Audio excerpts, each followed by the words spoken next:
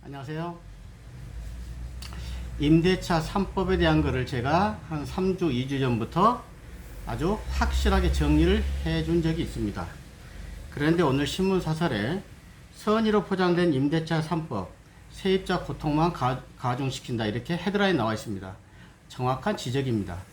제가 그랬죠. 2, 3주 전에도 전월세 신고제를 시행하자마자 2년 후에 전세는 씨가 마를 것이다. 혹은 전세가는 폭등할 것이다. 안 그러면은 반전세가 횡행할 것이다. 정확합니다. 앞으로 향후에 이런 신문 사설이나 경제신문 사설인데 대부분의 신문은 제가 예측했던 것을 계속 반복하는 것에 불과할 것입니다. 또 한 가지 여러분들의 댓글에 제가 답변하는 의미로 다시 한번 말씀을 드리고자 합니다. 이런 댓글이 많았어요. 그렇게 하게 되면은 어떻게 전세를 월세로 돌리느냐. 자, 정부가 집주인한테 세금을 많이 뜯어가면은 집주인들은 그 세금을 내기 위해서 전세를 월세로 돌릴 것이다. 혹은 반전세로 돌릴 것이다. 이런 얘기했습니다. 그러니까 제 말씀을 정확히 좀 들으시란 말이에요. 그거를 3억을 가지고 뭐 1000에 100만원 이렇게 돌린다는 게 아니죠. 보증금 내줄 돈이 어디 있어요? 여러분들 그렇게 부자입니까? 없어요. 그러니까 그 3억이다 그러면은 2년 후에 계약갱신 청구권이면 2년으로 해서 4년 동안은 못 올렸잖아요. 그러니까 그거를 3억 2천 할 거를 3억 3천 5천 뭐 이렇게 50% 3억 1,500으로 올리잖아요. 그럼 이거를 3억에 20만 원으로 하게 될 것이다. 그러면 그게 반전세인 것이죠. 전부 월세로 돌리자는 얘기가 아닙니다. 제가 답변합니다. 그러니까 보증금이 없는 거니까. 그래서 전세가가 상승하거나 반전세를 할 것이다. 반전세도 월세입니다. 하여튼 10만 원이든 20만 원이든 반전세라는 의미는 사전에도 없는 말이에요. 그냥 월세인 거예요. 보증금이 많은 거를 반전세, 보증금이 적은 거를 그냥 월세라고 우리가 통칭할 뿐입니다. 자, 그래서 그때 여러분들 이것만 기억하라 그랬죠. 계약갱신 청구권, 전월세 상한제, 그 다음에 전월세 신고제가 시행이 되면은 임차인한테 이롭다, 임대인한테 이롭다고 제가 말씀드렸습니까? 임대인한테 이롭다 그랬잖아요. 그게 그 신문 사설에도 그렇게 나온 거고. 그런데 자, 그때 얘기했잖아요. 자, 계약갱신 청구권이 2년에서 4년으로 늘어나게 되면은 줄어들잖아요. 전세 물건이. 통상적으로 몇 프로가 줄어들어요? 50%가 줄어들잖아요. 2년 나오면은 전세 시장에 나올 거가 안 나오니까 50% 줄어들잖아요. 이해하셨죠? 그러니까 전세 물건이 줄어든다. 그래서 전세가는 상승하게 될 것이다. 그냥 너무 간단한 이론이에요. 그 다음에 전월세 상한제를 하게 되면 5%밖에 모르지 않습니까? 이것도 이야기하자면 긴데 연 5%입니다. 원래는 민법에 의하면은. 그런데 그 밑에 있는 특별법인 주택임대차보호법에서 2년으로 정해놨잖아요. 민법에는 1년인데. 그런데 매월 주택임대차보호법이 더 우선입니까? 민법이 우선입니까? 여러분, 항상 특별법 우선이에요. 특별법 우선. 그래서 주택임대차보호법에는 전월세 기간은 2년으로 했기 때문에 2년마다 5%밖에 못 올린다. 이게 정답이에요. 그러니까 5%밖에 못 올렸으니까 나중에 4년 후에는 사람이 바뀌어지면은 그때는 금액 구애받지 않고 얼마든지 올릴 수 있어요. 시세에 맞게. 그러니까 당연히 한꺼번에 전세 금액이 상승할 것이다. 이 얘기죠. 전세가가 상승할 것이다. 아까는 뭐죠? 전세 물건이 품귀가 될 것이다. 계약갱신이 청구권이 되니까. 상한제는 그 전세가가 상승하게 될 것이고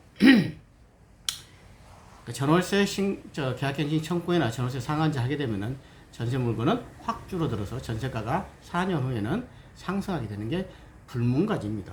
그 다음에 전월세 신고제 하게 되면 증세가 된다고 그랬는데 이거는 어마어마하게 증세가 되는 게 아니에요. 왜? 지금 현재 여러분들이 올해 임대소득세라는 거 소득세를 다 내잖아요. 신고를 하잖아요. 만약에 2천만 원 이하까지 신고를 안 했는데 전월세 신고제가 되면은 타격이 있어요. 임대인들한테. 그런데 이미 임대소득을 신고를 하는 마당에 2년 후에 전월세 신고에다 똑같아지잖아요. 그러니까 별 의미가 없다.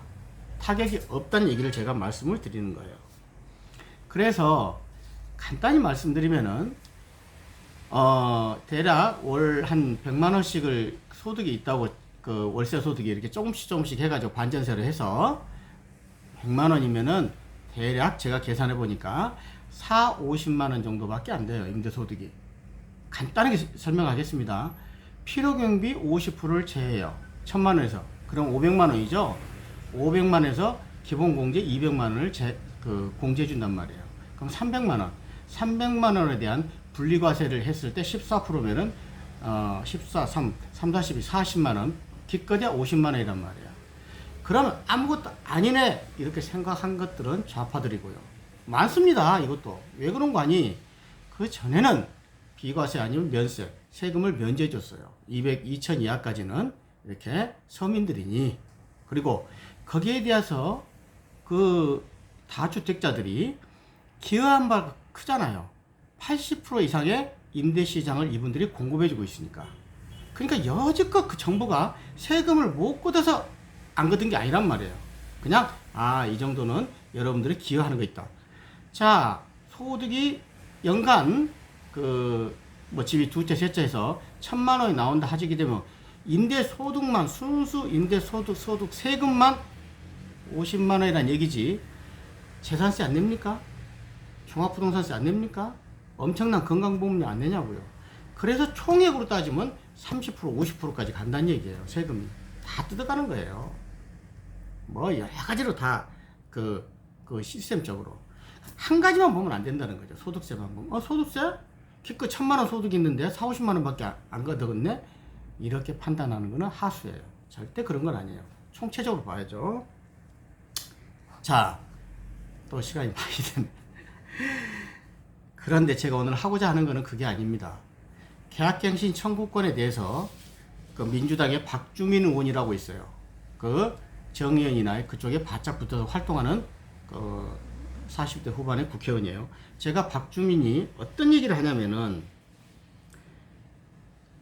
계약갱신 청구권을 우리가 알고 있는 거는 2년 기간을 한 번만 더 연장해서 2년으로 알고 있잖아요.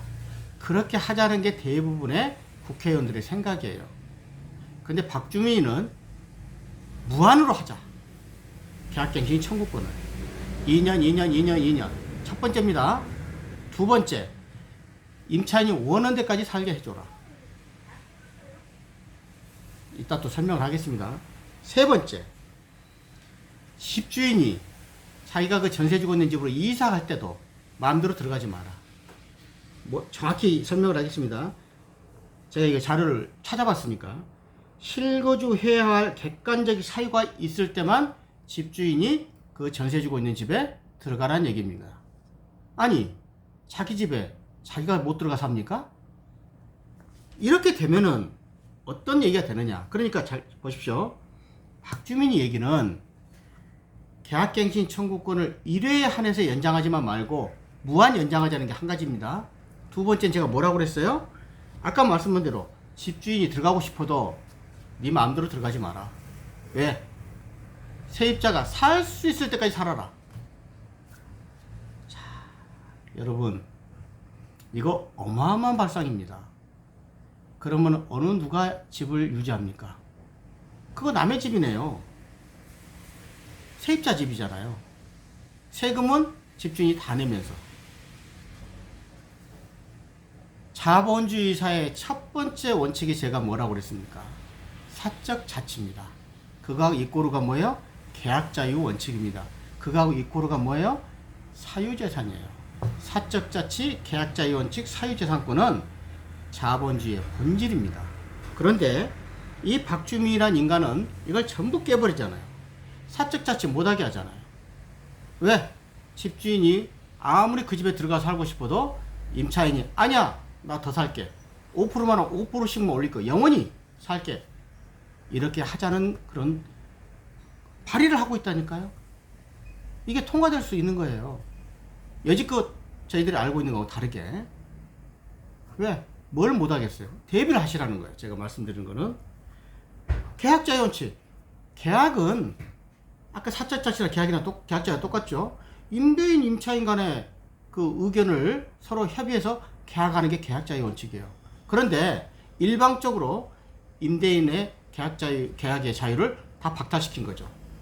자기 집도 지가 못 들어가고, 그 다음에 임차인이 2년이든 4년이든 10년이든 살 때까지 자기 주장 전혀 하지 말라. 그러니까 이게 뭐겠습니까? 공산화죠. 완전히 부자들을 때리려는 거죠. 집 있는 자는 전부 적으로 보고 때리려는 겁니다. 이 안이 박주민이가 지금 추진하려고 하는 계약갱신 청구권의 요지입니다.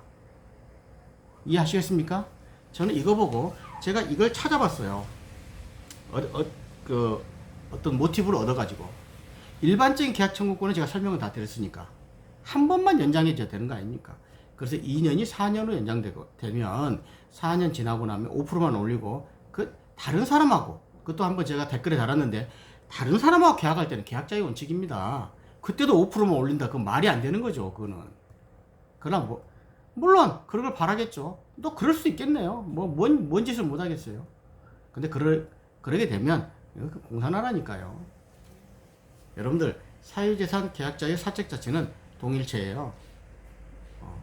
그러니까 박주미라는 사람이, 그러니까 이런 겁니다. 제가 그랬잖아요.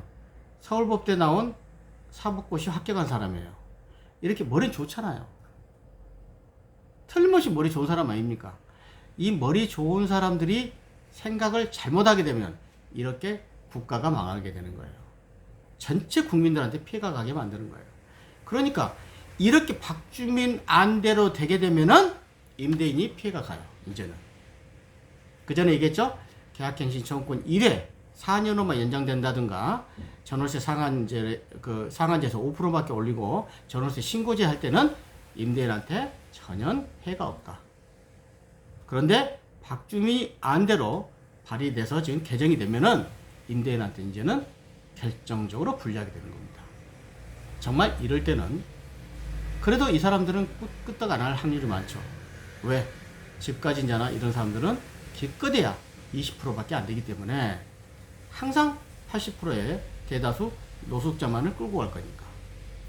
아무튼 제 생각은 박주민 씨의 그런 안이 그대로 통과 안 되기를 바라지만 그럴 수도 있다. 그래도 버텨야죠. 하여튼 그거를 감안하시고, 전혀 새로운 개정안입니다. 이거는. 그래서 여러분들 다시 한번 얘기하지만 2년이 다시 한번 연장해서 2년이 아닌 이제는 무한 연장, 10년까지 연장한다. 나 10년간 살게. 5번 연장하는 거죠. 법은 안 바뀌니까 2년간 해서 갱신 청구권. 그러니까 계약갱신 청구권이지만 계약갱신을 청구하면은, 원래는 청구권은 뭐예요? 청구해서 싫으면 안 할 수 있는 게 청구권이에요.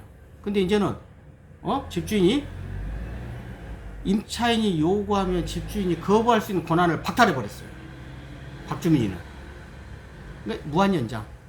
그리고 심지어 생각해 보십시오. 자기가 그 집에 들어가 살 수 있는 거 아닙니까?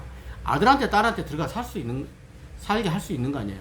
그것조차도 실거주해야 할 객관적 사유가 있지 않으면은 들어가 살지도 못한다 했습니다. 완전 공산화입니다. 이거는 사유재산권이 아주 극도로 제한되는 거죠. 자, 오늘 제가 촬영한 목적을 알겠죠? 일단은 제가 미리서 최소한 정부 발표 내용부터 선제적으로 제가 예측해서 말씀드리고자 하는 겁니다. 정말 갈수록 나라가 흘러가는 게 가관입니다. 자, 이 정도로 시간이 많이 되니까 끊겠습니다. 하여튼 여러분들은 꼭 이거를 대비하고, 이런 게 있을 거구나, 이런 걸 미리서 알게 되면 계속 앞으로 여러분들 다음 달, 먼 달 있죠. 2020년, 2021년까지 계속 이런 게 반복될 거예요. 제가 희망사항은 딱 한 가지입니다. 박주민의 안이 통과 안 됐으면 좋겠습니다. 이거는 정말 이제는 아무것도 아닌 것 같잖아요. 엄청난 거예요. 엄청난 거. 엄청난 겁니다. 진짜 상상도 못할 일입니다. 이렇게 되면. 제가 별개로 2, 3주 전에 얘기했던 거는 그냥 일반 의원들이 통상적인 자본주의 하에서 그래도 조금 일어날 수 있는 일. 이거는 뭐 집주인 권리가 아무것도 없잖아요. 다 뺏어버리겠다는 거죠. 모든 권리를. 감사합니다.